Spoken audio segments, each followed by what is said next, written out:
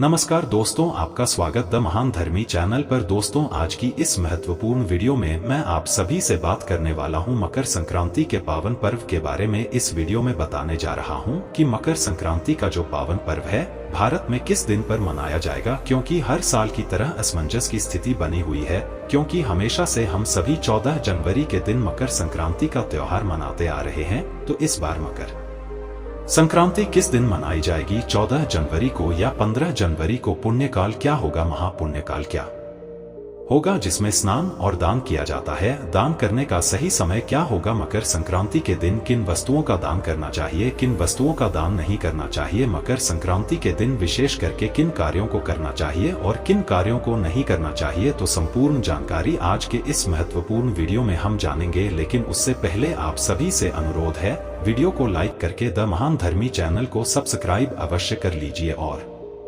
हाँ, पास वाले bell icon का बटन दबाना बिल्कुल भी ना भूलिए। मकर संक्रांति हिंदुओं का प्रमुख त्योहार माना जाता है। संक्रांति पूरे भारत और नेपाल में किसी न किसी रूप में मनाया जाता है। भगवान सूर्य जब मकर राशि में प्रवेश करते हैं तभी इस पर्व को धूमधाम के साथ मनाया जाता है। यह त्योहार विशेष करके जनवरी के 14वें या 15वें दिन ही पड़ता है, क्योंकि इस दिन सूर्य धनु राशि को छोड़कर मकर राशि में प्रवेश करते हैं। मकर संक्रांति के दिन से ही सूर्य की उत्तरायण गति प्रारंभ हो जाती है, इसलिए इस पर्व को कहीं कहीं उत्तरायणी भी कहते हैं। तमिलनाडु में इसे पोंगल के नाम से बनाया जाता है, जबकि कर्नाटक, केरल तथा आंध्र प्रदेश में इसे केवल संक्रांति ही कहते हैं। भारत देश उत्तरी गोलार्ध में स्थित है। मकर संक्रांति से पहले सूर्य दक्षिणी गोलार्ध में होते हैं, अर्थात भारत से अपेक्षाकृत अधिक दूर होता है। इसी कारण यहाँ पर रातें बड़ी एवं दिन छोटे होते हैं तथा सर्दी का मौसम है, किंतु मकर संक्रांति से सूर्य उत्तरी गोलार्ध की ओर आना शुरू हो जाते हैं। इस दिन से रातें छोटी एवं दिन बड़े होने लगते हैं तथा गर्मी का मौसम भी शुरू हो जाता है। दिन बड़ा होने से प्रकाश अधिक होता है तथा रात्रि छोटी होने पर अंधकार कम होता है। इस कारण से सूर्य जब मकर राशि में प्रवेश करते हैं तो यहाँ से उत्तरायण गति आरंभ होता है। और उत्तरा, जो कि देवताओं का दिन माना गया है और दैत्यों की रात्रि मानी गई है, 6 महीनों के लिए सूर्य दक्षिणायन होते हैं और 6 महीनों के लिए सूर्य उत्तरायण होते हैं। जब भी सूर्य मकर राशि में प्रवेश करते हैं, यहाँ से उत्तरायण होते हैं, तभी देवताओं का दिन माना जाता है और यही संक्रांति का समय होता है। और इस दिन का किया गया स्नान, दान, जप, तप, होम, पूजन पाठ आदि का कार्य अनंत गुना पुण्य फलदायी माना गया है। इस दिन देवता भी उतर करके प्रयाग में स्नान करते हैं। ऐसी भी मान्यता है कि इस दिन भगवान भास्कर, भगवान सूर्य अपने पुत्र क्षण से मिलने स्वयं उनके घर जाते हैं, क्योंकि शनिदेव मकर राशि के स्वामी है। अतः इस दिन मकर संक्रांति के नाम से इसे जाना जाता है।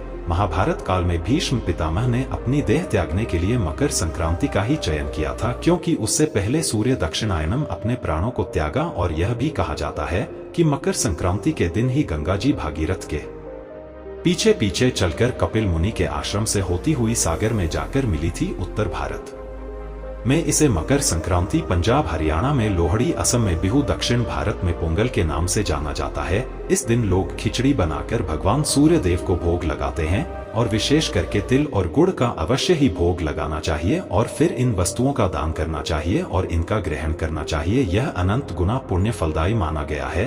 तो आइए सबसे पहले जान लेते हैं मकर संक्रांति के शुभ मुहूर्त के बारे में। इस बार मकर संक्रांति का पर्व जो कि 14 जनवरी 2025 को मनाया जाएगा, इस दिन सूर्य धनु राशि को छोड़ करके मकर राशि में सुबह 8:44 में प्रवेश करेंगे। यह सनातन पंचांग के अनुसार है। संक्रांति पुण्यकाल मुहूर्त 14 जनवरी को सुबह 9:30 से शाम 5:46 तक होगा। संक्रांति का महापुण्यकाल समय सुबह 9:03 से सुबह 10:48 तक का होगा। इस बार लोहड़ी का पर्व 13 जनवरी सोमवार के दिन मनाया जाएगा। इस बार मकर संक्रांति 14 जनवरी को माघ मास कृष्ण पक्ष की प्रतिपदा तिथि होगी। तो माह के महीने में गंगा स्नान, दान, तीर्थ आदि जगहों पर स्नान करने का विशेष महत्व माना गया है। मकर संक्रांति के दिन सुबह उठ करके नित्य क्रियाओं से निवृत्त होकर के इस दिन विशेष करके, खास करके माघ का महीना है, तो माघ के महीने में जो कि गंगा स्नान का और प्रयाग में स्नान का बड़ा ही विशेष महत्व माना गया है।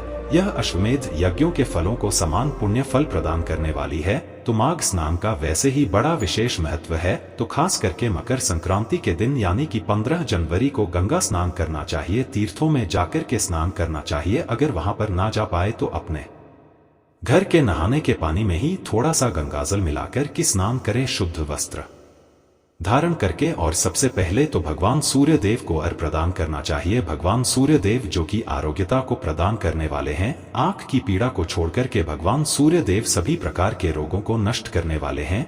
तो भगवान सूर्य देव को इस दिन जल में लाल चंदन और लाल पुष्प डालकर कि खासकर भगवान सूर्य देव को अवश्य ही अर्घ्य सभी को ही प्रदान करना चाहिए। यह अनंत गुना पुण्य फलदायी होगा। और जब भी आप भगवान सूर्य देव को अर्घ्य प्रदान कर तो अर्घ्य किसी ऐसे स्थान में देना चाहिए जहां पर से अर्घ्य के जलों का छींट आपके पैरों के ऊपर बिल्कुल भी नहीं पड़नी चाहिए। तो इस बात का ध्यान रखें। और भगवान सूर्य देव को अर्घ्य देते समय मंत्रों का उच्चारण करिए। ओम श्री सूर्य देवाय नमः या श्री भास्करा नमः, श्री दिवाकारा नमः आदि मंत्रों का उच्चारण करते हुए आप भगवान सूर्य देव को अर्घ्य प्रदान करें तो बड़ा ही पुण्य फलदायी होगा। अर्घ्य और देने के बाद भगवान सूर्य देव का और भगवान मधुसूदन का पूरे विधि विधान के साथ पूजन करना चाहिए। हर जगह इस पर्व को मनाने की अपनी अपनी परंपरा है, तो अपनी अपनी आप परंपराओं के अनुसार मनाएं। विशेषकर इस दिन पंचोपचार या खोटसा उपचार पूजन विधि के द्वारा भगवान सूर्य देव का पूजन करना चाहिए और भगवान मधुसूदन का पूजन करना चाहिए। बहुत से जगहों पर यह भी कहा जाता है कि रविवार के दिन तिलों का दान नहीं करना चाहिए। रविवार के दिन तिल तेल आदि का प्रयोग नहीं करना चाहिए। यह खास करके जो तिलों का खाने में प्रयोग किया जाता है यह उनके लिए वर्जित होता है। जो कि प्रत्येक दिन तिल से तर्पण करते हैं यह उनके लिए ही केवल निषेध होता है। और जो प्रत्येक दिन तिलों से तर्पण नहीं करते हैं उनके लिए कोई निषेध नहीं है। और इस दिन जो कि तिल और गुड़ से बने हुए लड्डू का भगवान को भोग लगाया जाता है, भगवान को चढ़ाया जाता है। और तिल जो कि भगवान विष्णु के पसीने से उत्पन्न हुआ है। 3 प्रकार के तिल बतलाए गए हैं जो कि सफेद तिल, काले तिल और एक भूरे रंग का तिल। 3 प्रकार के तिल है जो कि भगवान विष्णु के ही शरीर से उत्पन्न है। भगवान विष्णु के पसीने से तिल की उत्पत्ति मानी गई है। इसीलिए इस दिन तिलों का दान बड़ा ही पुण्य फलदायी माना गया है। और भगवान विष्णु को तिल और तुलसी दल अवश्य ही चढ़ाया जाता है। इस कारण से भगवान विष्णु को भगवान शालिग्राम को तिल और तुलसी चढ़ाने के लिए किसी भी प्रकार का दिन को निषेध नहीं माना गया है। इनके पूजन में आप इन चीजों का प्रयोग कर ही सकते हैं। या किसी भी प्रकार का पूजन होता है तो उसमें बिना भगवान विष्णु के पूजन का वह पूजन संपन्न नहीं माना जाता है। और फिर बिना तुलसी और बिना तिल के भगवान विष्णु का भी पूजन संपन्न नहीं माना जाता है। इसलिए किसी भी दिन का निषेध नहीं माना गया है। खास करके भगवान विष्णु का पूजन करना हो तो आप इस दिन जो कि भगवान को गुड़ तथा तिल से बने हुए वस्तु का भोग लगाएं और उसका प्रसाद के रूप में ग्रहण कर सकते हैं। इस दिन जल, पुष्प, अक्षत, धूप, दीप आदि से भगवान सूर्य देव की पूजा करनी चाहिए। और भगवान विष्णु और भगवान मधुसूदन को काले तिल गुड़ अर्पित करने चाहिए। उनके ऊपर अक्षत नहीं चढ़ाया जाता है। भगवान विष्णु को तो इस बात का विशेष ध्यान रखिए, अक्षत की जगह उन्हें काले तिल या सफेद तिल अर्पित करें। और तुलसी दल भगवान मधुसूदन के पूजन में भगवान श्री कृष्ण को, भगवान विष्णु को, भगवान शालिग्राम को तुलसी दल अवश्य ही चढ़ना चाहिए। बिना तुलसी के पूजन सा नहीं माना जाता है। और मकर संक्रांति के दिन जो कि तिल और गुड़ के दान का बड़ा ही विशेष महत्व है। गुड़ से सूर्य प्रसन्न होते हैं और तिल से शनि देवता प्रसन्न होते हैं।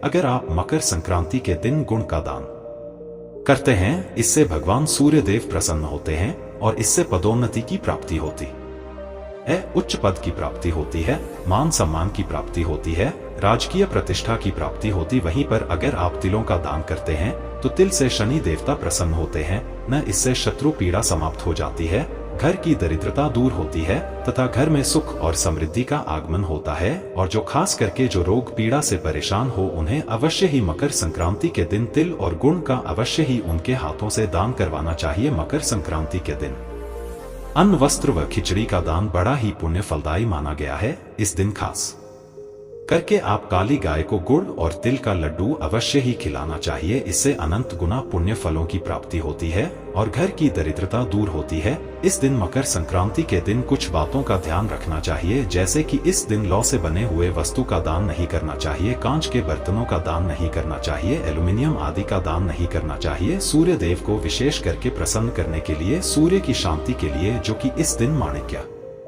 गेहूं, गुड़, गौ, कमल का फूल, नवीन ग्रह, लाल चंदन, लाल वस्त्र, सोना, तांबा, केसर, मूंगा आदि का दान करना चाहिए, मकर संक्रांति के दिन करना चाहिए। लेकिन जितनी भी चीज आप दान करें, घर में उपयोग किया गया चीज को दान नहीं करना चाहिए। आप नए वस्तु को ही खरीद करके लाएं और उसी का दान करना चाहिए। तो इस बात का ध्यान रखिए। और इस दिन परिवार के सभी सदस्यों को भगवान सूर्य देव को स्नान करके शुद्ध वस्त्र धारण करके अर्घ अवश्य ही प्रदान करना चाहिए। गुड़ तिल का दान करना चाहिए। गुड़ तिल भगवान को अर्पित करने चाहिए और उसको फिर प्रसाद के रूप में ग्रहण करनी चाहिए। इससे अनंत गुणा पुण्य फलों की प्राप्ति होती है। इस दिन अपनी राशि के अनुसार भी इन वस्तुओं का दान करें तो बड़ा ही पुण्य फलदायी होगा, लाभकारी होगा। जैसे कि मेष राशि वाले इस दिन गुड़ और मूंगफली के दाने एवं तिल का दान करें तो बड़ा ही पुण्य फलदायी होगा और लाभकारी होगा। वृषभ राशि वाले सफेद कपड़ा, दही एवं तिल का दान करें तो लाभकारी होगा। मिथुन राशि वाले मूंग दाल, चावल एवं कंबल का दान करें तो लाभकारी होगा। कर्क राशि वाले मकर संक्रांति के दिन चावल, चांदी एवं सफेद तिल का दान करें तो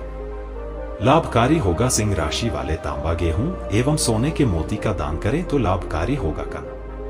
या राशि वाले खिचड़ी, कंबल एवं हरे कपड़े का दान करें तो लाभकारी होगा। लेकिन हरे कपड़े जब आप दें तो यह नए वस्त्र होने चाहिए। घर के पुराने वस्त्रों को दान नहीं करना चाहिए। आप उसी दिन बाजार से खरीद करके लाएं तभी उन चीजों का दान करें, ऐसे दान नहीं करने चाहिए। तुला राशि वाले सफेद शक्कर एवं कंबल आदि का दान करें तो लाभकारी होगा। वृश्चिक राशि वाले मूंगा, लाल कपड़ा एवं तिल का दान करें तो लाभकारी होगा। धनु राशि वाले पीला कपड़ा, खड़ी हल्दी एवं सोने का मोती दान दे तो लाभकारी होगा। मकर राशि वाले काला कंबल, तेल एवं काली तिल का दान करें तो लाभकारी होगा। कुंभ राशि वाले काला कपड़ा, काली और खिचड़ी एवं तिल का दान करें तो लाभकारी होगा। मीन राशि वाले रेशमी कपड़ा, चने का दाल, चावल एवं तिल का दान करें तो लाभकारी होगा। तो आप नए चीजों का ही दान करें और इस दिन जहां तक हो सके गरीबों को भोजन कराए, ब्राह्मणों को भोजन कराए, ब्राह्मणों को दान और दक्षिणा दीजिए। अपने सामर्थ्य के अनुसार आपसे जितना भी बन सके इस दिन अवश्य ही गंगा स्नान करें, भगवान सूर्य देव की